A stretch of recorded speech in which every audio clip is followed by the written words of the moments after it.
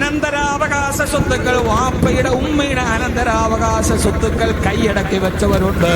ഒരു കാര്യം നിങ്ങളെ ഖുർആനിനെ മുൻനിർത്തിയിട്ട് ഞാൻ പറയട്ടെ, കുടുംബത്തിന്റെ അനന്തരാവകാശ സ്വത്ത് അർഹതയുള്ളവർക്ക് കൊടുക്കാതെ പിടിച്ചു വെച്ച് അനുഭവിച്ചാൽ അവനെ ദുനിയാവിൽ തന്നെ അത് അനുഭവിച്ചേ തിരിച്ചു പോകൂ. കാരണം എന്തെന്നറിയോ?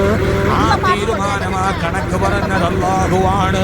ആയത്തിൽ അല്ലാഹു പറയുന്നുണ്ട്, തിൽക ഹുദൂദുല്ലാഹ്, തിൽക ഹുദൂദുല്ലാഹ്.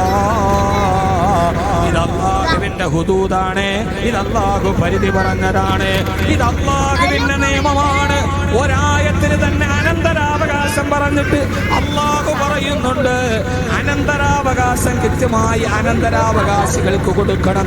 പെങ്ങൾക്ക് കൊടുക്കേണ്ടത് കൊടുക്കണം, ആങ്ങൾക്ക് കൊടുക്കേണ്ടത് കൊടുക്കണം, മക്കൾക്ക് കൊടുക്കേണ്ടത് കൊടുക്കണം. വാപ്പ മരിച്ചിട്ട് അനാഥരായവരെ നിങ്ങൾ പിടിച്ചടക്കി വെക്കരുത്. അങ്ങനെ വെച്ചാൽ ഈ ദുനിയാവിൽ തന്നെ നിങ്ങളത് അനുഭവിച്ചേ പോകൂ. കാരണം